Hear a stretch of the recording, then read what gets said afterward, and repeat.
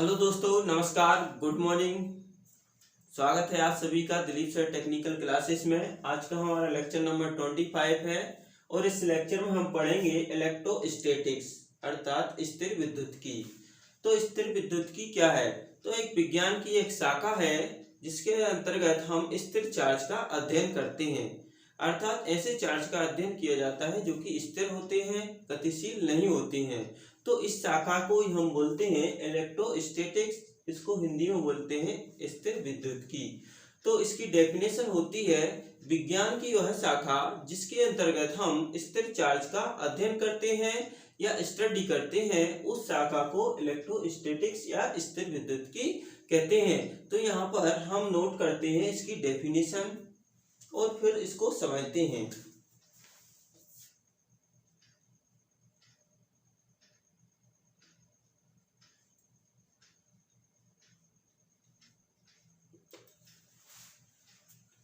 तो विज्ञान की वह शाखा जिसके अंतर्गत स्थिर आवेशों का अध्ययन किया जाता है उसको स्थिर विद्युत्की या इलेक्ट्रोस्टैटिक्स कहते हैं। अब इस शाखा के अंतर्गत हम स्थिर चार्ज का अध्ययन करते हैं। तो स्थिर चार्ज क्या होता है ना, स्थिर चार्ज का अध्ययन किया जाता है। तो स्थिर चार्ज क्या होते हैं वो हम जान लेते हैं। तो यहाँ पर हेडिंग लिखेंगे स्थिर चार्ज या इलेक्ट्रोस्टैटिक चार्ज, स्थिर चार्ज या आवेश। तो स्थिर आवेश क्या होते हैं? तो ऐसे आवेश जो स्थिर अवस्था में होते हैं उनको हम स्थिर आवेश कहते हैं।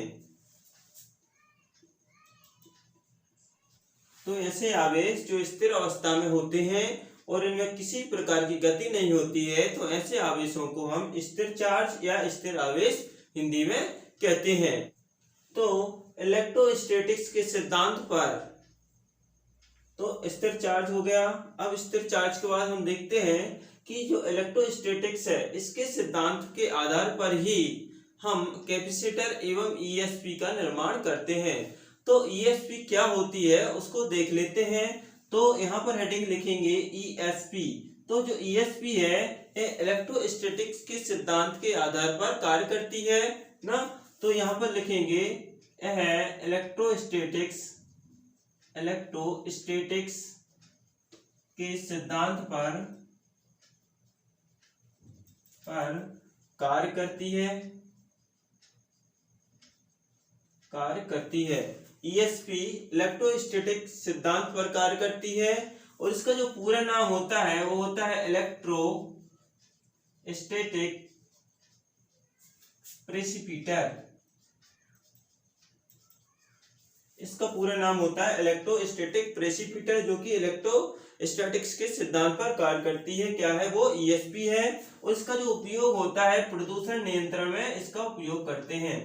प्रदूषण नियंत्रण में इसका उपयोग करते हैं ना, जैसे थर्मल पावर प्लांट हो गया, न्यूक्लियर पावर प्लांट, या पर जहां पर प्रदूषण होता है वहां पर हम ईएसपी का उपयोग करते हैं। उसके बाद कैपेसिटर होता है वो भी इलेक्ट्रोस्टैटिक्स के सिद्धांत पर कार्य करता है। तो जो कैपेसिटर होता है कंडेंसर, वो भी क्या होता है? इलेक्ट्रोस्टैटिक्स के सिद्धांत पर कार्य करता है। तो जो कैपेसिटर है वो इलेक्ट्रोस्टैटिक्स के सिद्धांत पर कार्य करते हैं। अब इससे आगे हम चलते हैं, इसमें हम पढ़ते हैं कूलाम्स का नियम, क्योंकि जो कूलाम का नियम होता है वो इलेक्ट्रोस्टैटिक्स के अंतर्गत ही पढ़ा जाता है। तो कूलाम का नियम, तो कूलाम के नियम अनुसार किन्हीं दो आवेशों के बीच लगने वाला आकर्षण या प्रतिकर्षण बल दोनों आवेशों के गुणनफल के समानुपाती होता है एवं दोनों आवेशों के बीच की दूरी के वर्ग के व्युत्क्रमानुपाती होता है। तो जो दोनों आवेशों के बीच एक जो बल कार्य करता है ये आकर्षण भी हो सकता है और प्रतिकर्षण बल भी हो सकता है। यदि दोनों आवेश समान मान के हैं अर्थात पॉजिटिव हैं, तो उनके बीच रिपल्सन फोर्स अर्थात प्रतिकर्षण बल कार्य करेगा। और यदि एक आवेश पॉजिटिव है दूसरा नेगेटिव है, तो उनके बीच जो बल कार्य करेगा वो आकर्षण बल कार्य करेगा। तो कूलाम ने हमको बताया कि जो बल है ये समानुपाती होता है दोनों आवेशों के गुणनफल के। ठीक है, Q1 इंटू Q2, इसको हम इक्वेशन 1 दे देते हैं। ये हमको किसने बताया? कूलाम ने बताया। उसके बाद दूसरी बात हमको कूलाम ने ये बताई कि जो बल है इन दोनों आवेशों के बीच लग रहा है, जो फोर्स है ये व्युत्क्रम अनुपाती होता है इन दोनों आवेशों के दूरी के वर्ग के। इन दोनों आवेशों के बीच की जो दूरी है उसके वर्ग के व्युत्क्रमानुपाती होता है, अर्थात 1/d²। इसको इक्वेशन नंबर 2 दे देते हैं, क्योंकि यहाँ पर d क्या है, दोनों आवेशों के बीच की दूरी है, और q1 और q2 क्या है, दो आवेश है। ठीक है। अब उसके बाद इक्वेशन फर्स्ट और इक्वेशन सेकंड से तो हम क्या लिख सकते हैं, F समानुपाती q1 इंटू q2/d² न्यूटन, क्योंकि ये फोर्स है, ये लिख सकते हैं। अब हम इस समानुपाती के चिन्ह को हटाते हैं तो यहाँ पर एक नियतांक आता है F = K q1 q2/d² Newton. ठीक है। अब जो K होता है इसके स्थान पर K = होता है 1/4πε0ε r, ये होता है। तो K के स्थान पर 1/4πε और एप्सिलॉन r और एप्सिलॉन नॉट रख सकते हैं। तो यहाँ पर हम रखते हैं तो F = 1/4πε0 और epsilon r q1 q2/d² Newton, इतना फोर्स यहाँ पर कार्य करता है। K की वैल्यू होती है, वो होती है K = 9 × 10⁹ ये वैल्यू होती है किसकी, K की। ठीक है। जब दोनों आवेश एक दूसरे से 1 मीटर की दूरी पर हो और निर्वात में या हवा में हो, तो यहाँ पर हम K के स्थान पर रखेंगे, ये K है, ये यहाँ पर इसके स्थान पर 9 × 10⁹ रखेंगे। तो यहाँ पर मिल जाएगा हमको F = 9 × 10⁹ q1 q2/d² न्यूटन। तो ये भी हमारा क्या होता है, कूलाम का नियम होता है, और ये भी हमारा क्या होता है, कूलाम का नियम होता है। अब हम देखते हैं कि यहाँ पर एप्सिलॉन नॉट क्या है और एप्सिलॉन r क्या है। तो एप्सिलॉन नॉट और एप्सिलॉन r को समझने से पहले हम समझेंगे माध्यम की विद्युतशीलता। तो माध्यम की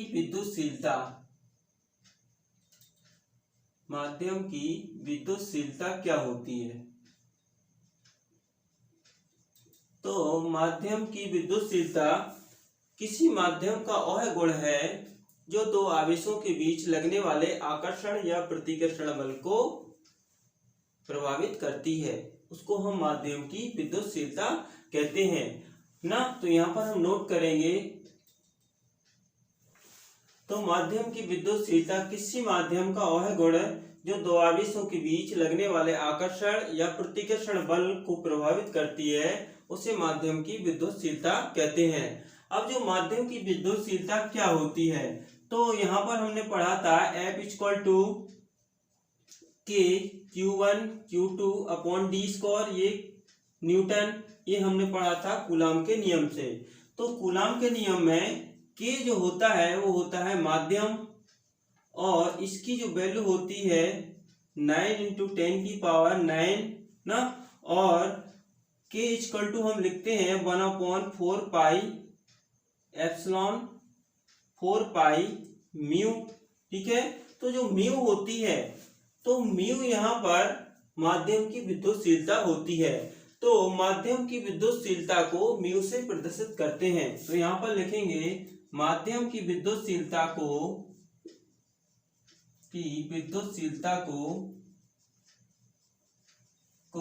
म्यू से प्रदर्शित किया जाता है, म्यू से प्रदर्शित करते हैं। तो माध्यम की विद्युतशीलता को म्यू से प्रदर्शित किया जाता है, और म्यू = होता है एप्सिलॉन नॉट और एप्सिलॉन r, ये होता है म्यू = एप्सिलॉन नॉट और एप्सिलॉन r होता है ना। तो यहाँ पर जो एप्सिलॉन नॉट होता है इसको बोलते हैं निरपेक्ष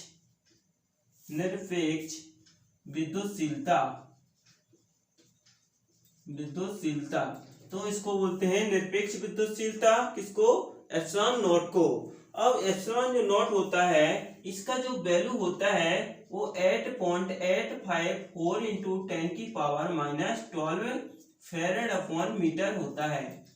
ये याद रखना है आपको। एप्सिलॉन नॉट का जो वैल्यू होता है, मान होता है, वो होता है 8.854 इंटू 10 की पावर -12 फेरेड अपॉन मीटर। और जो निरपेक्ष विद्युतशीलता है ना, एब्सोल्यूट परमेबिलिटी है, तो इसका मात्रक क्या होता है? तो इसका मात्रक लिखेंगे हम फेरेड अपॉन मीटर। फेरेड अपॉन मीटर, ये महत्वपूर्ण है, कई एग्जामों में पूछा गया है। अब उसके बाद हम देखते हैं कि एप्सिलॉन आर क्या होता है। तो एप्सिलॉन आर, तो जो एप्सिलॉन आर होता है वो होता है आपेक्षिक विद्युतशीलता। आपेक्षिक विद्युतशीलता,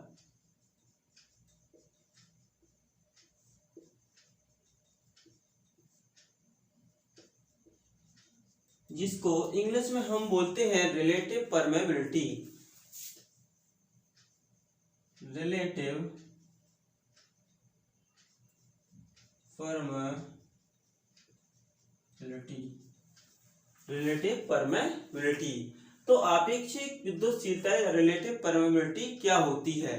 तो जो ईआर होता है अर्थात एप्सिलॉन आर, तो जो एप्सिलॉन आर होता है इसमें आपको याद रखना है कि इसकी कोई इकाई नहीं होती है। इसकी कोई इकाई नहीं होती है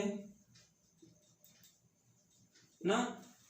और याद रखना है इसका अलग अलग माध्यम के लिए मान अलग अलग होता है। जैसे हम लिखेंगे निर्वात के लिए या वैक्यूम के लिए ई आर का जो मान होता है, ई आर का वैल्यू जो होता है वो होता है 1 और इसकी कोई यूनिट नहीं होती है। उसके बाद हम लिखेंगे कि हवा, एयर के लिए जो ई आर है उसकी वैल्यू होती है 1.0006, 1.0006, ठीक है। अब उसके बाद हम देखते हैं कि कांच के लिए इसकी वैल्यू क्या होती है। जो ग्लास होता है उसके लिए ईआर अर्थात आपेक्षिक विद्युतशीलता का मान क्या होता है? तो कांच के लिए इसकी वैल्यू हो जाती है 5 से 12।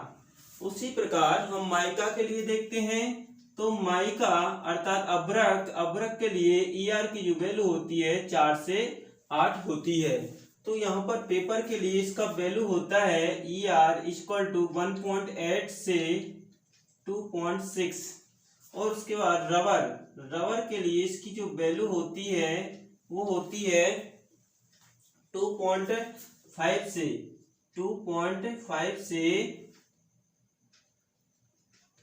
4, ठीक है। तो रबर के लिए 2.5 से 4 इसकी वैल्यू होती है। तो याद रखना है, ये अक्सर पूछा जाता है, ये भी पूछा जाता है, माइका का पूछा जाता है, पेपर का पूछा जाता है और कभी कभी रबर का भी पूछ लिया जाता है। तो आपको ये याद रखना है।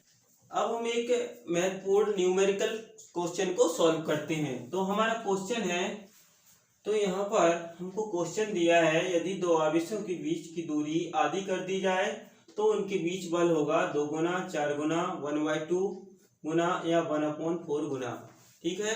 तो यहाँ पर हमको बताना है कितना गुना हो जाएगा बल। तो हम जानते हैं कि दो आवेश हैं, उनके बीच जो फोर्स कार्य करता है वो करता है F समानुपाती Q1 Q2 अपॉन d², ठीक है। अब यहाँ पर दूरी को आधा कर दिया गया है। यहाँ पर दूरी क्या है? d है और आवेश क्या है? Q1 Q2। तो दूरी है d है, उसको आधा कर दिया गया है, तो d इक्वल टू dy। यहाँ पर तो जहां पर d है वहां पर dy2 यहाँ पर पुट कर देंगे, क्योंकि जो दूरी है आधी हो गई है, इस कारण से dy2।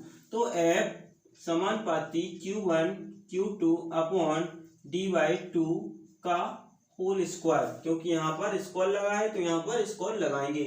तो इसको सॉल्व करेंगे, F समानुपाती Q1 Q2 upon d² upon 2 का जो स्क्वायर करेंगे तो क्या हो जाएगा? 4 हो जाएगा। अब ये 4 कहाँ चला जाएगा? ऊपर चला जाएगा। तो यहाँ पर Q F इक्वल टू, तो यहाँ पर F समानुपाती 4 into Q1 Q2 upon d², इस प्रकार से ये हो जाएगा। तो यहाँ पर देखिए पहले फोर्स था F समानुपाती Q1 Q2 अपन डी स्क्वायर, तो अब जो फोर्स हो गया है यहाँ पर 4 into Q1 Q2 upon D square. तो यहाँ पर देखिए कितने गुना हो गया है, तो यहाँ पर जो फोर्स है 1 गुना था, यहाँ पर 4 गुना हो गया है। तो यहाँ पर जो करेक्ट आंसर हो जाएगा वो जाएगा सेकंड नंबर की जो बल है दोनों आवेशों के बीच दूरी आदि करने पर 4 गुना हो जाता है। तो आज के लिए इतना ही। बाद हम इलेक्ट्रोस्टैटिक्स में ही पढ़ेंगे विद्युत क्षेत्र, ब्रेकडाउन, वोल्टेज। तो थैंक यू, आज के लिए इतना ही।